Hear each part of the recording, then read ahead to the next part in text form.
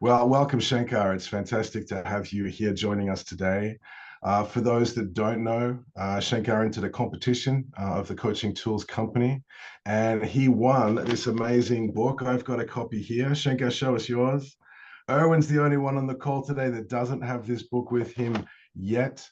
My name's Dr. Steve Jeffs. I'm a master coach. I'm the director of coaching for the Coaching Tools Company. We also have Erwin de Graaf here as CEO of the Coaching Tools Company. For having me. Welcome. Thank you so much for well being a winner, I guess. It's one of those things where you enter a draw and you forgot you've entered it till you win something. So, but I'm Nice happy. surprise. Yeah. Brilliant. Well, it's great to connect with you. Thanks for creating some time. Um, uh, can't start a coaching conversation without this, but how will you know that we've been successful in a conversation today? Um, I think I come back with a deeper understanding of what I've read in the book. And I've also picked up from the expertise of two MCC coaches who are here in the conversation with me. So it's a multiplication effect of not my knowing, but our collective wisdom, which I hope to take away with. Brilliant. I love that. So we've got a couple of phases we'd love to ask some questions around before we get too far into the book. Tell us a little bit about you, where you are on the planet, and what sort of coaching you do. Yeah, I'm based in Bangalore, India, and I'm actually, my day role is I'm working as a senior director in a software company, and coaching is a passion. I've been following that for 5 years because I just realized that such a more effective way of dealing, working with people, getting the best out of them, and also growing myself in the process. Very nice. That's Cool. awesome. I love it. And are you part of the Coaches Helping Coaches Facebook? Do you follow our newsletter? What interactions do you have with the Coaching Tools Company? I've been following the newsletter and the tools and the giveaways. So, I mean, that's how I also entered for this draw and, got this beautiful book. So I'm not so active on Facebook yet, but I'm realizing a lot of great coaching collectives are on Facebook, and I'm slowly getting involved there. And I am in your Facebook group as well. Fantastic. Well, great to have you here. Thank you. I'm so excited. I can't wait to hear more about the book. Before we get in, Erwin, any questions from you about Shankar? Yeah. So you do coaching as a passion, which is really great. But what specific coaching do you do? So what are you like in leadership coaching, life coaching? Yeah. My focus is leadership coaching with a specific focus on middle managers, basically senior managers, directors, and maybe early stage senior directors. And I think that's the area which needs a lot of attention, a lot of support. I've been through that, hero's journey, if I can call it that. So I'm not yet out on the other side, but I really resonate with leadership coaching in the middle management space, and Oh, that's where I focus on. oh, excellent. And where do you work? Just in India? Do you work in Asia, around the world? What is your... I'm just coaching within my company when I get time, Okay. and I also use a coaching style in my conversations with people in my team, people who report to me. And of course, whoever knows me in my company comes to me and has a conversation. I had this conflict. What should I be doing? Things like that. So I'm primarily coaching with my company, and also, acquaintances on weekends, people who know me, who want to chat with me. So I've been in that phase. Of course, I do peer coaching with a lot of coaches all over the world in my weekends, but that's my landscape right now, Erwin. Oh, cool. Very nice. Very nice. So you're the go-to man in your business, no? If anything. Yeah, Let's go I would talk to believe Shankar. that, but I think I'm the go-to person probably in Bangalore in my organization for anything people. I would like to believe that, but it's a way to reach there. But I'm getting more and more recognized and people reaching out to me, which is always feels good. Oh, very nice. And because it's a passion, do you want to keep it as a passion, or do you want to take it further into more, move the passion into a profession, or you just want to keep it as a passion and enjoy it and enjoy the process? No, I want to make my passion into a profession. The timeline and all of those things I'm still figuring out, right? There's also the business aspect of coaching, which tends to intimidate me a bit, to put it mildly. But I really want to make an impact on a larger scale as much as possible. And that's my long-term goal. Oh, very nice. Shankar, this is about you. In fact, it's not about you because we're coaches. It's about our clients and our audience today. I really love for your view, if you were to give a brief summary of breakthrough coaching, creating light bulb moments in your coaching conversations by Marsha Reynolds. In your own words, like what's the book about? So that for example, just to jump in. So for example, I haven't read the book yet, so I can say, oh, that's an interesting book. I should really jump in and buy the book. So Yeah, and full disclosure, Erwin, Steve, I've read the book once, tried to read it again to understand it fully, and I've also been listening to the audiobook, right? Because I know I was kind of preparing for an interview, perhaps. So, to me, the gist of the book is really about Dr. Marcia talking about how the brain science, neuroscience, brain, emotional intelligence, and how that ties to the science of coaching, right? She talks about how our brain protects ourselves, why we can't coach ourselves because our brain looks for protection. So it has to be somebody outside doing it. So she very nicely weaves the concept of neuroscience, uh, coaching from her own experience, and also how she's I think really got key points from various other books which I'm sure she's read in her 25-30 years career and link it to one topic of coaching. So it's like a one book resource which covers a lot on the coaching ground, how a brain comes in the way of coaching and what as coaches we can do, right? So and for me, honestly, the first time I read it book, it didn't land as well as the second time. And I realized why that happened was I had a few coaching conversations I could relate to in the book. So I see that this is a book which I need to keep going back again and again because what Dr. Marcia is saying, I may not understand yet, but once I've encountered a coaching situation, I appreciate better what she has put in the book. So it's based on a lot of real life practical advice, which seeps into coaches, especially in the beginning of the journey like me. Oh, that's really interesting. So how the brain it's an interesting concept to look at how the brain could interfere to go forward. So, and understanding that neuroscience is really, really important. I know you, Steve, you know a lot about this as well. But so if I would be a coach and I would I have clients where the brain, like that neuroscience, that brain is there. What are the recommendations that Marcy tells in her book that you could use to unblock that stop of the brain, that protection of the brain? I think it's really more for the coach to be aware of this in the coachee's brain, right? So one of the first things which comes to my mind is building trust and safety, right? Because when I build trust and safety, I'm creating a safe space. Our brain is then saying, relax. Shankar is not here to get you, right? And so I kind of relax and then lower my guard a bit, right? And so I could relate how important building trust, rapport, and safety is to the theory of brain size, because that's only then I relax. And then I'm able to be myself and able to look at myself and either laugh or cry.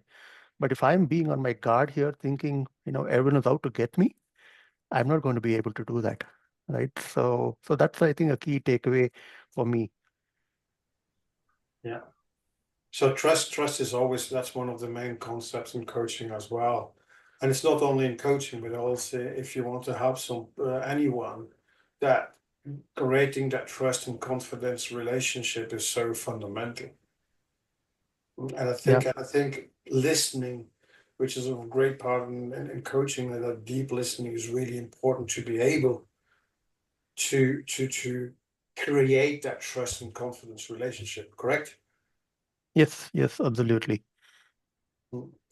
So that's the first thing that she's talking about, trust, confidence. What else do she recommend to coaches to be able to create that trust, confidence relationship and using that neuroscience in your coaching? Yeah, I mean, I think one of the key needs of all humans, as you said, Erwin, is the need to be understood, right? So Marcia is very known for her theory of reflective inquiry, right? So she stresses on this again, saying, hear what the client brings, and then summarize it in your own words and say, this is what I'm hearing, right? And also, this is what I'm sensing, not just hearing, but I'm sensing what is behind what you're saying.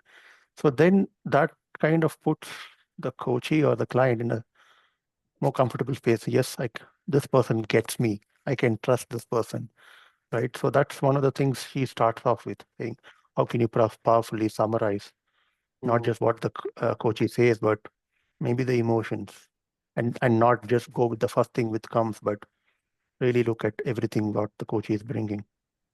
What's either from the book or your own experience, what's important about that sensing layer, reflecting back not just the words, but also the emotional sensing layer? What's important about that? From the book, what I agree with is that, what Marcia says is people in their brain have frames of frames or narratives created, and emotions are what keeps those frames or narratives in place, right? That's what she says in her book. And then when I inquire about the emotion, what I'm trying to do is slightly poke at that frame or narrative and say, can there be some light which comes through this? And once that emotion is addressed, I think it becomes easier to dislodge the frame and narrative, especially when it's not serving me, and look at another way of looking at the situation. Yeah, well said. There's so much power in the emotion. As humans, we're emotional creatures that justify our emotional decisions with logic. And so to be able as a coach to reflect back not just that logical layer of words, but actually to invite more depth, to invite an openness and a safety for the nonverbal as well as the emotional. That feels like it changes the trajectory of the conversation. Yeah, and that's something actually, at least as a beginning coach, I'm beginning to fully appreciate it, even though I'm not really as able to demonstrate it. But I'm just sensing how important that is. Exactly what you said. I love it. And I love how you used I'm sensing just in your answer there. That's fantastic. You're practicing already. I love it. Hey, one of the topics that Marcia talks about in the book that caught my attention was unselfing. Mm. You familiar with that phrase and how she uses it? Yeah, I remember it pretty early into the book where she talks about unselfing. And what I recollect about unselfing, what she says is, it's not about you, it's get your ego out of the way. That's my recollection of it. And don't make the coaching about you and how good you need to be, right? That's what I remember of this. But Steve, I'm curious, what else have you picked up, which I'm sure I missed? Yeah, we'll come to that in a second. But what does that mean for you as a coach? Yeah, especially as you said, a new coach, you've been doing this for a couple of years, and as a passion in the workplace, what does unselfing mean for you as a coach? Unselfing for me means that when the coachee is bringing something which is against my worldview, which irritates me, either about what they say or not, I am not making this about how I am feeling about what they say, right? I am just acknowledging, noticing what is happening in me, but then not making judgments, oh, this person is like this, because my brain is jumping to judgments, but really trying to be curious, non-judgmental for the few more seconds to really understand the world of the coachee. How, because you're in a very specific situation, that how do you apply that being unself, being the coach, but at the same time, you're a director. And as a director, sometimes in that position, because people come to you within your organization, they want to talk to you. How do you manage that unself, trying to be a coach, but then as a director, you say, that has been wrong. So how do you play and how do you balance that? That's a great question, Erwin. And as a leader, one of the things I believe is I'm here to serve the team, right? And they call it servant leadership, many different terms, but I almost feel, I am a director because I'm not competent enough to do what the engineers are doing. So, and my role is here to see how I can make their jobs better, their roles better, remove friction, right? And so then it's not about me. Of course, when somebody comes and says something totally out of the whack, in fact, it happened today, then I have to really take a step back and say, do I have enough trust with this person to really call out and tell him what needs to be told, right? And what is it that can be told today which the person gets, but doesn't get, what do you say, too pissed off or hurt, right? But they still get something, right? So for example, today I was able to have a conversation with somebody at work that I exactly told him what I felt. And then I did that because I believe I had that relationship with that person. So and it's not every day it happens. Certain days I should have spoken up. I haven't. And then I go back and go to my peer coaching sessions and say, you know what, I should have spoken today. I didn't. Let's explore that. And how can I get better next time? So I think you just mentioned something that is really important as a coach as well. Certainly, and I think that's also what I understood when you talk about the book. What is that if you have that level of trust, that you sometimes can be more telling people what you think because you can do it because you're curated that relationship.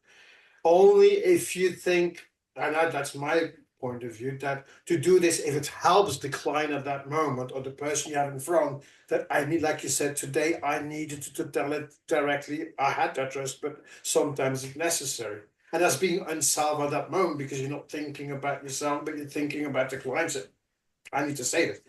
I don't know, Steve, you're thinking, but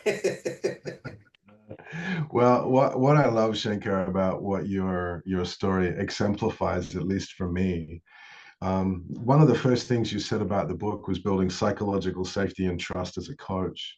And here you are as a human being and as a leader, being coach-like and doing the same things. And for me, I think that's a really great reminder for all of us that we can be coach-like even outside of a coaching session. These are relational skills. These are skills of service, as you said. And it's not just, oh, I'm the coach, you're the client. What's your topic? Let's create psychological safety. But it's actually, how do we build the resilience, how do we put relational balances into credit so that we have invested in the relationship so that when during those difficult conversations, when we need to be honest, be open, to articulate what's important, we feel safe enough to be able to articulate, and we can see that others are safe enough to listen to it. That's what I'm hearing is actually the essence of, well, great relationships. Absolutely. And I feel I couldn't have had the conversation I spoke if I hadn't been a coach myself and I hadn't got coached myself, right? Because these things, require effort. It doesn't come automatically to most people. right? Of course Yeah, not. yeah, and Absolutely. yeah, and after an hour after the conversation, I said, should I text this person and say, hope you're okay? And then I said, whose need am I serving by doing that? Is it his need or my Ooh. need? And I realized it was my need. And I said, Can no. you articulate that question that you just said again? Because that feels really important, especially in the context of, well, both leadership, but also this book. Yeah, and I told you I had this conversation with this person. It was a very direct conversation, and I know both of us were feeling a bit on the edge, right? And then an hour later, I am a pleaser, Enneagram type 2, right? So this doesn't come naturally to me. So I said, should I text this person and say, hope you're doing okay? And then I said, by doing this, am I trying to help him or help me? And I realized it was more about helping me, so that I have been kind and nice. And then I said, that's not what I should be doing. So what did you do? I just kept quiet. I didn't. I said, we'll pick it up in the next conversation. Love it. Yeah, to me, that's the essence of that unselfing concept that Marcia speaks to. As a reminder, it's not about me. Yet, as coaches, we're also part of the relationship. Yeah. Can't take ourselves out. We can't hold ourselves back, but we do need to manage ourselves in how we show up in service of the client and where the client wants to get to. Yeah, I had a thought, but it's gone. But it's really interesting to see how this is showing up in life, which is awesome, because that's the essence of great coaching. Yeah. So the title of the book, and I just want to connect with that, it's Breakthrough Coaching, Creating Lightbulb Moments. Can you just tell a little bit more about those light bulb moments, which talks about in the book? Yeah, I think a specific example of a light burn moment, which I remember, Erwin, is, when a coachee is talking about something, you have a goal created for the coaching session, and then the coachee is talking about something and then looks away and smiles, right? And then comes back. So something has changed for the coachee. And then if I can just pause and say, hey, I just saw this particular action of yours, and I just wonder, what does this mean in relation to the desired outcome we have, right? So I am relating a shift to what I observed and deepening it. And that is a kind of a light bulb moment, which Marsha talks about. She talks a lot about emotional shift. This is one example I remember from the book.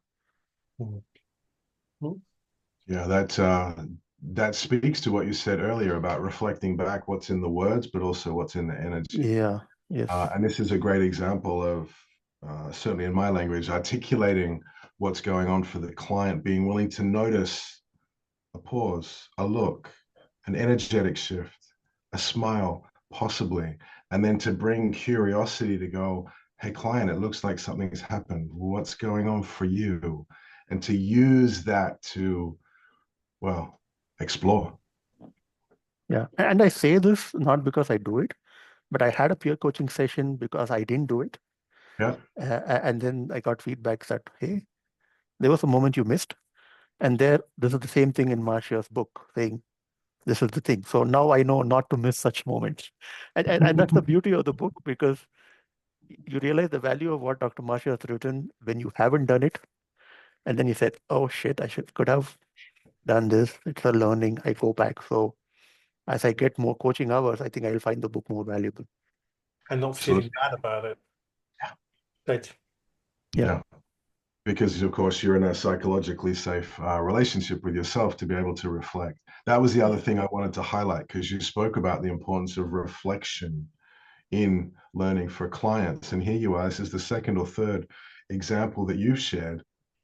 We're working with your peer coaches or coaches. You've had the opportunity to be able to reflect on your actions, on your life, of what you did, what you didn't do, what you wanted to do, and the value that you're taking from that as the client experiencing what Marsha's describing in the book.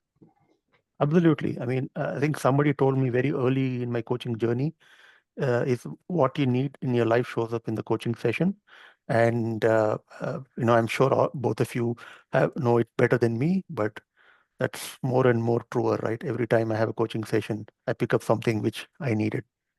Hmm. As long as we're open to it. It's Yeah. funny how often the clients will bring our challenges to the session. Yeah, and I'm feeling like I need to figure out how you're going to solve it because I need it. So I'm waiting for you to solve it. Well, actually, that's a really good point because that makes it difficult to unself in many cases. Because, wow, here's this topic. I'm so engaged. This is really important for me. But wait, am I having a conversation using the client's words about my experience of what they're saying? Or can I put that down and get curious about the client's experience of what they're saying? And as Marsha talks to, their identity around what they're saying, how they're saying, and what's beyond that. Absolutely. And that's a trap I fall into often, right? So there I'm selfed instead of unselfed. So I need to be aware because what they're saying may mean something very different from what I understand what they're saying. That's what Marsha keeps saying. Don't assume what you know because of the words they use, what they say, because it could mean something different. So ask for what do they mean when they say that, right? Marsha keeps reflecting on that. Yeah, it's a great reminder. You use the example of when clients have a different perspective, a different opinion that may trigger you. Personally, I find it much more challenging when a client has what looks like a similar view Mm. to me. Because then they're using words that I get, it makes sense, I understand it, but actually I understand my meaning to those words. And I've got to go, okay, client, what does that mean for you? What's important about that for you? And I've got to get on their side of the conversation and not stay on mine. Yeah, and that I completely agree. That's much more difficult because I mean, I shouldn't treat that now as a comrade in arms and let's have a cup of tea, right? So, What I've done in the past is sometimes also say, certainly if you, and that's what Marcia talks about, the trust and confidence. If you already have a certain trust, tell the client, listen, I'm doing coaching with for you, but at the end, I'm coaching myself when I'm doing with you, and sometimes you can then get it if they understand that and they're open for it. You can have a very interesting conversation that would help them, but it also help you if you're open enough and you have that trust relationship to talk about it. Do you understand what I mean? Because you could say, yeah, hey, if you've been working for a while with a client and you have that trust and say, listen, really, when you're talking about this specific thing, I'm connected with that as well. mm. Let's talk about it like two people so that they through that conversation can understand, but at the end you can mention certain things that's going to help you and they understand this. And that at the end it helps both of you. And, And it's and, like a and relationship kind of talk. mm. And I'm guessing that's really about maybe a bit of sharing our vulnerability as well. Mm. Yeah, you should not be afraid when you're sitting with clients to put you, because being unself, because sometimes being selfish is to protect yourself sometimes as well. So Yes. being unselfish is being willing to put certain things on the table that say, I'm uncomfortable at this, but I'm willing to be open and put this on the table. And if you agree with me, client, and yet, certainly, when you have already a certain relationship, I think you need to wait until you have a certain confidence and trust with it. Then you say, "Hey, let's talk about this." Like you just said a minute before, let's have a coffee together, like a peer. And you talk about it, but it helps them and it helps you, and you both come out, Mm. you know. Yeah, great insight, Erwin. Thanks for sharing it the way Mm. you did. You mentioned just a minute ago vulnerability there, Shankar. Can you talk more about that concept? Yeah, vulnerability is something which, it's something I believe in so deeply. I recently read a quote in a podcast which said, you build trust by rewarding vulnerability in an organization. And how often does that happen, right? When somebody is vulnerable, the real fear is, how is my vulnerability going to be used by somebody against me? That's the typical fear, right? So, and I have seen, and I actually had a boss early in my career who, I had two bosses. One was somebody who used vulnerability as a tool, meaning he would be vulnerable about things which were not really meaningful as a way to appear. And then another person who used to be vulnerable about his weaknesses. And I used to be like, you're a boss. You can't be showing all these things to me. This was like 10 years back. And then now, slowly, as I'm reading about vulnerability, Dr. Brené Brown's work, I think it makes you look more authentic, more human. And maybe in my case, it could also be a risk that being too vulnerable early on. I heard somebody telling me today that being vulnerable with your client, but don't be too vulnerable early on because they still don't know you, right? So I'm struggling with some of those things, but as a concept, that's something I strongly believe in. Yeah, it's a complex place to play. I've done a lot of research and work with vulnerability, and in my words, vulnerability is the willingness to be open in the face of a perceived threat. Mm. Oh, I'll say something, I'll do something, I'll show something, and someone could take advantage of it.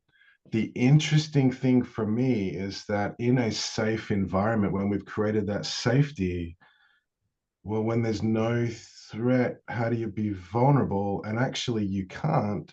What you're doing is you're being authentic. Mm. I think what's important, certainly from me and my perspective and my experience, is as coaches, how do we role model what we're inviting our clients to be and do? Mm. If we want to create openness and depth and for them to have a place where they can be their own humanness without judgment, their own or ours, well, we've got to show them that it's safe. That's what you said. The only way to test the trust is for someone to do something and everybody watches and says, "Ooh, what's going to happen?" Next, almost.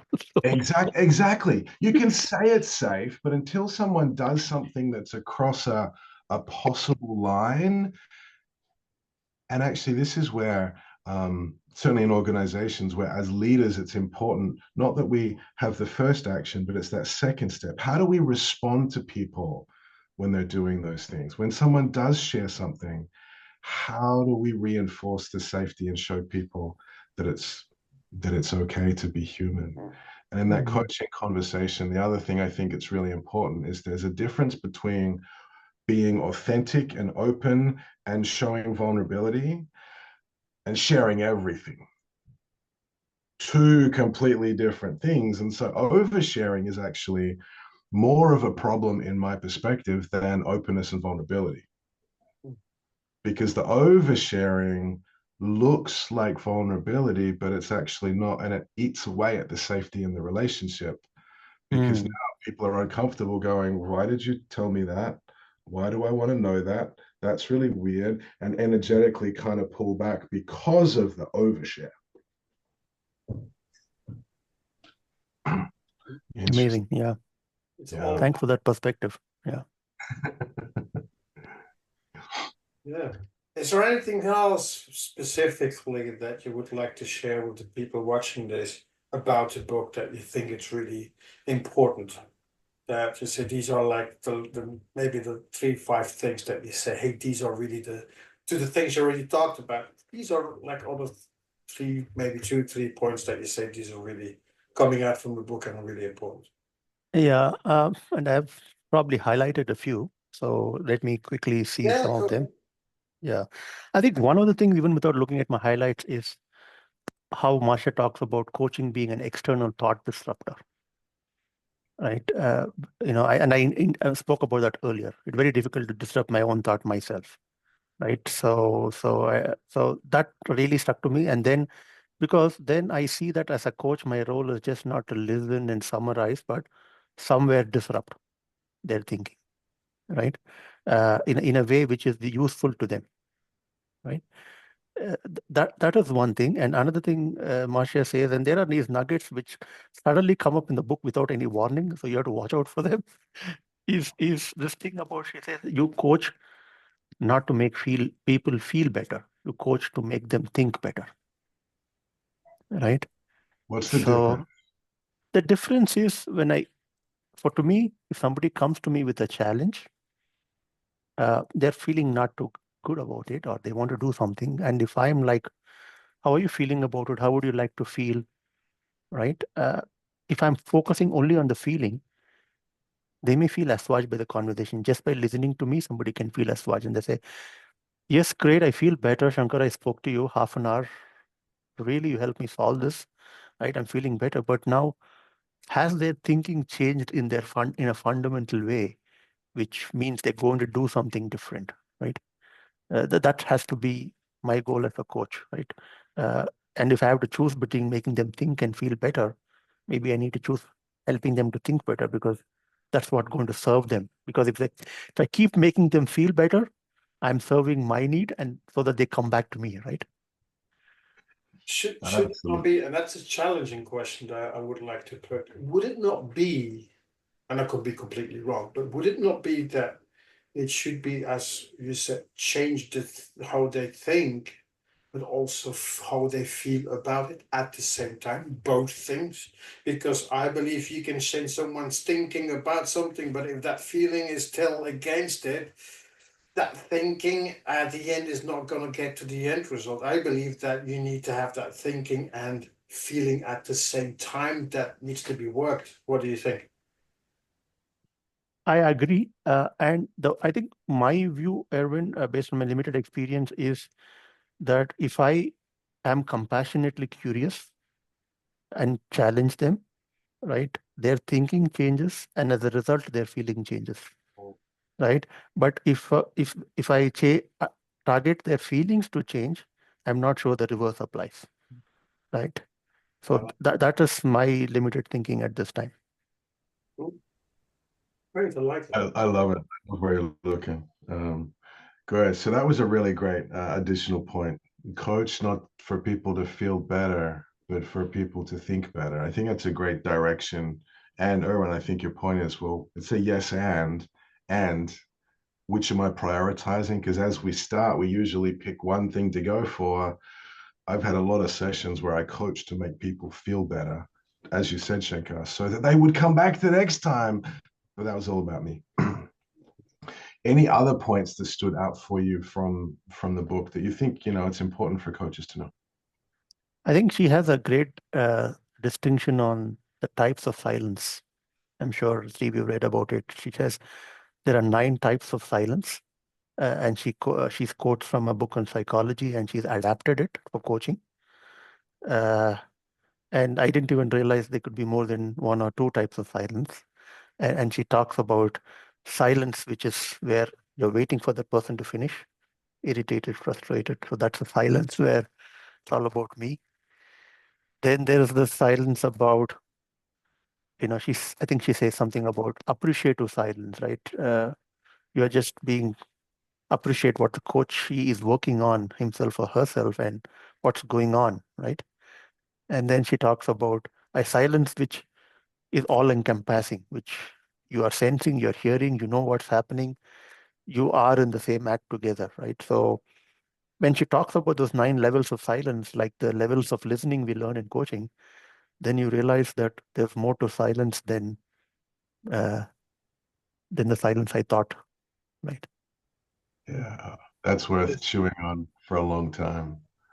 I love that. Hey, one of the things that stood out in the book for me is that there's a whole series of tools in there. Yeah. As the coaching tools company, tools are an amazing way for coaches and, of course, leaders to have some structure that's been proven and tested to be able to create some results. Of her tools, which one stands out as in your awareness, either because it gave you something or because it looks most useful? I mean, she gives a lot of breakthrough coaching resources. I guess that's what you're referring to in the book, right? Or are you talking about coaching tools in general, Steve? No, specifically from the book. Like there's a series of tools, kind of every section. There's a tool or a guide.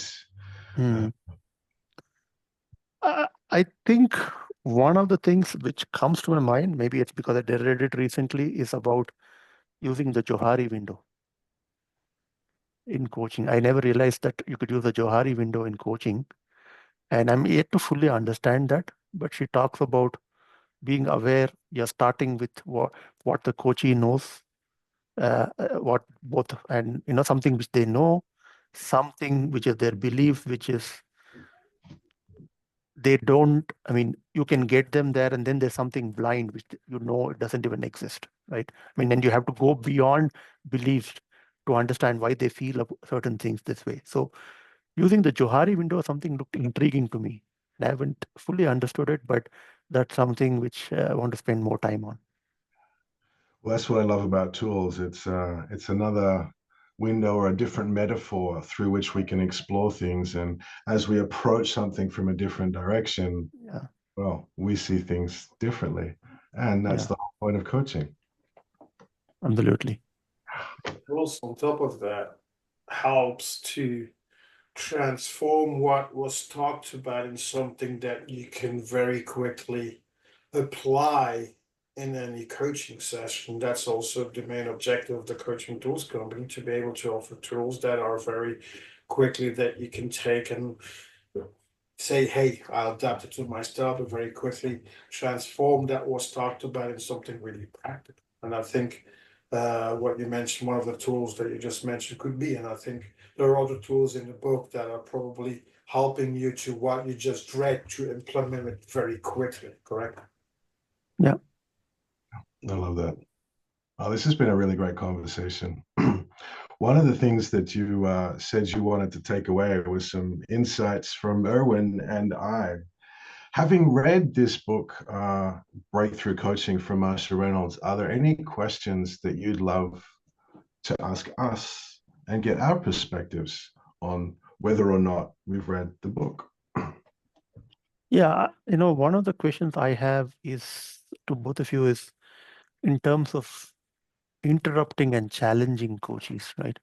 What's the, for example, I find it difficult to interrupt somebody when they are fully in the flow, even though they are probably going in a loop. How Sorry, would you? when you say interrupt, what does that mean for you? It means the coachee is speaking for a long time. I'm beginning to lose track of what they're saying, or maybe getting a bit, hey, where is this going types, right? And it doesn't seem to be adding new insight for them. Mhm. And I need to tell them, hey, can we time out? We need to move forward, but we're stuck in a loop here. Okay, so what's your question around that? How to do it in a way that the coachee doesn't lose track of their thoughts? Because my worry often is the next insight is around the corner. Don't interrupt now. I love your optimism. It's coming. It's coming. Oh, 40 minutes later, it's like waiting for a bus that doesn't come. Yeah, exactly. Exactly. How to, if you want me, Steve, I'll answer Yeah, this. go for it. So how to interrupt? So it depends what they are talking about. It depends.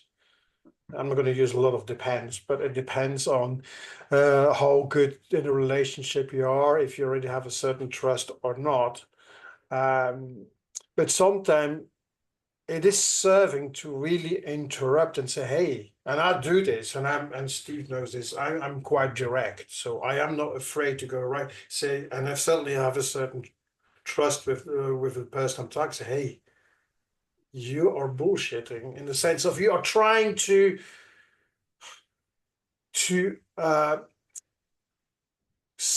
defend something that you know you cannot defend, but you try to do that because, and you just go around, and sometimes you just need to say, hey, you are, and it's in their service, not in yours. You need to say, hey, I think what you're saying is you're just trying to defend your point of view, and you know from your point that it doesn't make any sense. You know, and how to do it. You could do it in many different ways. You can also very soft say, hey, you've been saying this. Say, excuse me, you just mentioned that. What does that mean? And you can redirect the conversation into in the direction that you think that you need to go with the coachee.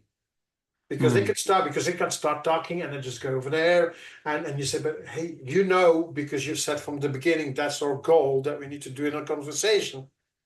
You say, what? Excuse me, what you're talking about is not really going to help us to achieve what we set out from the beginning. So, is there any point that is important for us right now that we would need to know?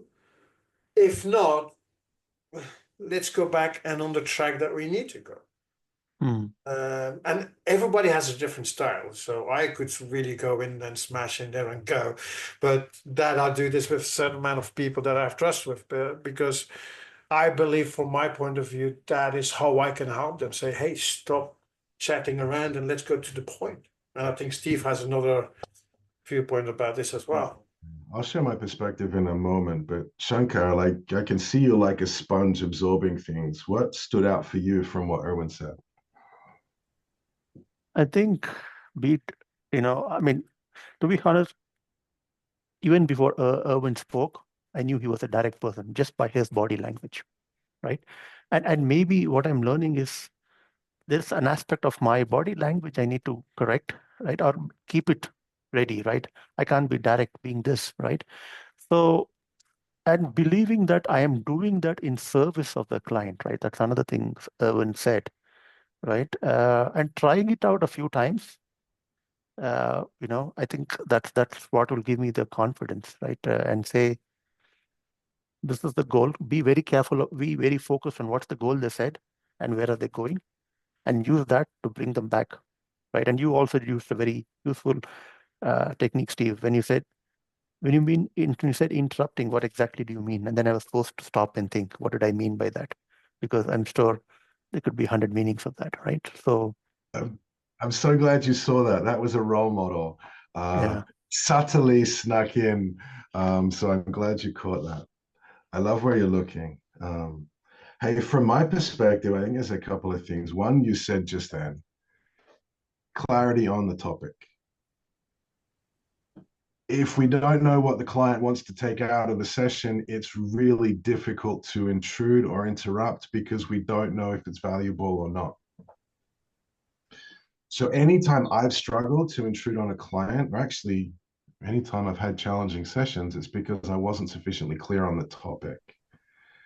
And what I learned about getting clear on the topic is not only does it help me, because I know what we're trying to do and I know where we're trying to go, but it helps the client, because as soon as the client's brain has an idea of direction and focus, now that's where that neuroscience comes in. The brain can start to filter and find the path. And so the client is much more empowered to find their solutions because they have clarity on the topic. So I love that you pointed to that. That's really, really, really cool. And of course, the ICF competencies and the markers point to some really great ways to connect and get clear on the topic. The other thing for me is, and you've alluded to this, but I want to make it explicit, is when a client's talking in circles, what are you actually interrupting? Hmm. Are you interrupting the client or the distraction? Hmm. And what's the distinction between that, Steve? The client and the distraction? Well, as clients, you said this a couple of times. We can't disrupt our own thinking from the inside. Mm-hmm. We need our coach to be, what was that phrase? That external thought disruptor. And so we get into those thought patterns as a client, as a human, and as a coach, we can go, you said this 3 times already. Where are we going? You used you pointed to sensing. Hang on, I feel like this is not where we're going. I'm feeling lost. That's important information in the coaching conversation. So that's actually, I hear you say this, but I'm sensing that we're lost. Like that's an example of what you said earlier in the conversation. So where I'd be pointing you is to listen to those feelings, those thoughts without judgment, because you might be wrong. But actually to go, wow, this feels like a distraction. This feels like not where we want to be going. And you know that. That's why you're asking the question, because they're talking for 20, 30 minutes and you want to intrude, but you don't know how. So you're in that listening of silence space where you want to say something, but you don't know, and you're externally silent, but internally you're not. Yeah. So you know already. When you've got that feeling, what a great place for vulnerability and authenticity to go, hang on, client, can we pause for a second? I've got a sense of being lost, like either we're in a different direction, a new topic, or I've missed something. Can you bottom line for me the essence of what you want me to hear from this? Like, if nothing else, that gets me out of my head going, is this important or not? I get to reconnect with the client. And to me, that's an example of partnering, where we both get to be authentic and the client goes, oh yeah, no, that's an old story. Don't worry about that. You're cool. Well, what's important about this and where do we go from here? Or the client goes, no, actually, this is really, really important. You go, well, can I design with you for a second? And this is where Erwin pointed. At the beginning, you said this was the important thing you wanted to take out. How does that connect to the topic? Yeah. And these are moving into advanced coaching realms at the moment. But for me, this is the place of how can I, as the coach, ask the client the question that I'm trying to find the answer to? So if I'm trying to work out how this connects to the topic, rather than me do all the work and actually work it out, why don't I ask the client, hey, client, before you get too far down this track, how does it connect to the topic? I get to relax. And actually, when I give that client to the topic, they get so much more insight out of it because it's their answer, not what I think the answer is. Yeah. All right. I've thrown a lot at you, but what are you taking from my perspective? I think what I'm taking is it's an act of vulnerability. And you said so many things, Steve. It's vulnerability, and it's also making explicit a question which you're trying to get the answer without thinking, I'm the dumb person, I don't know what he's talking about. Ask him that, right? And maybe he doesn't know either. So, right? I should be knowing what he's saying, but I don't know. And maybe they also realize, and the more important thing you said is it's not about the client, it's about their thinking. So then that makes it easier to disrupt. I love the grounded, solid confidence that I can see in you right now. Like you look ready to intrude and interrupt on someone. Yes, absolutely. And I'm going Not in this conversation, though. And I'm going to interrupt right now because it's another tip that I would like to give you is sometimes in the beginning of a session, and certainly if you already know the person a little bit, that you can say, listen, that's our goal. Do you give me the permission to interrupt you if we go too much away and that we can do this? And ask them from the beginning, because then if they say yes, then there's not being afraid, hey, client, hey, stop, you're going somewhere we shouldn't be going. Can we go back? And because you asked permission before, you should not be afraid to interrupt because they said, yes, you can. Yes. Yeah. I'm glad you brought that in, Erwin. It's easy to forget that a coaching conversation is different than most relationships we have in the rest of our life. Most relationships happen by accident, but a coaching conversation happens by design. And, one of the themes of the book is psychological safety. It's about trust, and it's not just for the client. It's also for us as the coach. And that's actually part of what's behind your question, Shankar. It's like, well, all right, how do I design the relationship so that I feel safe to be able to contribute at my best as a coach? To intrude or interrupt, to do these things. And how do we get that permission early on? Because when the client's given us the permission, that's when we give ourselves the permission. True. That's cool. All right. I know that I could talk to you for hours and this has been really insightful, but as we close, what are you taking away from our conversation today?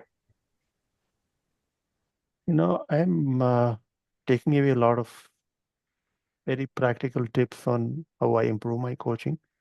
I'm also taking away how do I look at things differently and on the same challenges I have as a coach.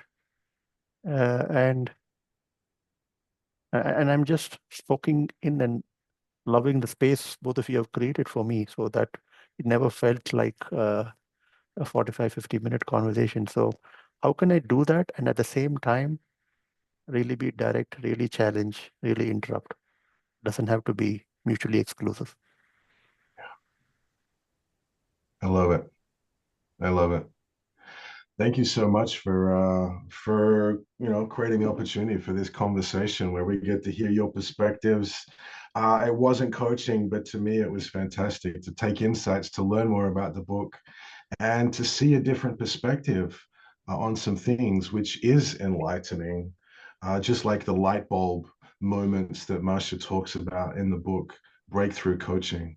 It's been a pleasure to meet you, and I'm really excited about where we go from here, what emerges, and how we can help other coaches to create more breakthrough moments in their lives as well as the lives of their clients. Absolutely. Thank you, Steve. Thank you, Erwin, for having me, for selecting me. And really, this is probably my first such interview as a coach. So I really learned a lot from this interaction. And thanks to this meeting, I really made sure I read this book. Otherwise, I have so many coaching books I've never read. So thank you for making this happen. No, You're welcome. welcome, and thank you for taking the time to read the book and then share it with everybody else that is going to watch this, so that they can understand, hey, that's an interesting book, and I should have a read through it. So thank you, and thank you for being open and vulnerable as well at the same time to talk about this. So thank you very much, Shankar, and hope to catch up one day again. Thank you, Erwin. I look forward to interacting with both of you again. Fantastic. Yeah, thank you. Thank you.